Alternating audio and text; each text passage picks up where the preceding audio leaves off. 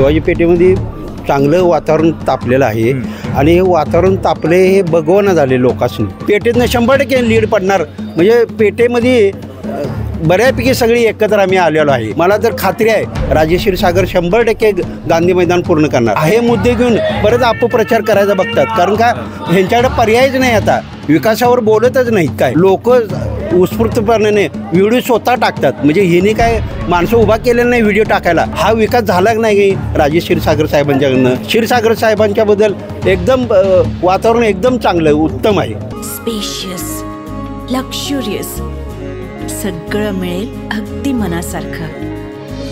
बटू builders यांचा नवीन गृहप्रकल्प गृहलक्ष्मी रचना. खरं तर कोल्हापूर उत्तर विधानसभा मतदारसंघामध्ये जी प्रचार यंत्रणा आहे ती आता शिगेला पोहोचलेली आहे. आरोप प्रत्यारोप जे होत आहेत ते पण अगदी टोकाला जात आहेत आणि याच मुद्द्यावर बोलण्यासाठी माझ्यासोबत आहेत माजी नगरसेवक उत्तम दादा कोऱ्हाने. राजेश क्षीरसागर यांच्या प्रचार यंत्रणेमध्ये ते सक्रिय सहभागी त्यांचा आहे दिसतोय.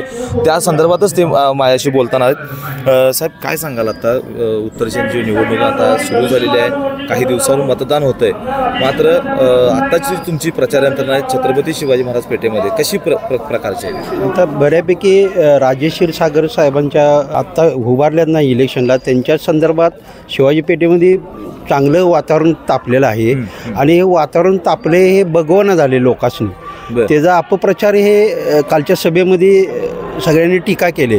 आता उदाहरण म्हणजे गांधी मैदान सारखं कित्येक वर्ष पाणी येते गांधी मैदानमध्ये. त्याचं आता क्षीरसागर साहेबांनी आता चॅनेलच्या संदर्भात काम मोठं केलेलं आहे. चॅनेलचं काम झाल्यानंतर गांधी मैदान पण मोठ्या प्रमाणात निधी आणून ते लोकांनी शिवाजी पेठेतल्या खेळाडूंना फुटबॉल म्हणे सगळे क्रीडागड त्याने हे गांधी मैदान उपस्थित करून राजेश क्षीरसागर 100% देणार.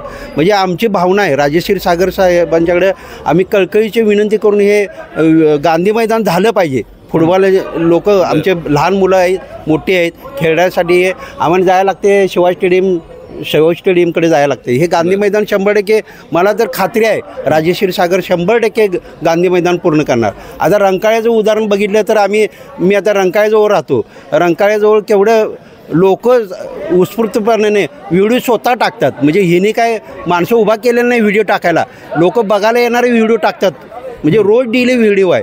म्हणजे हा विकास झाला नाही राजेश क्षीरसागर साहेबांच्याकडनं.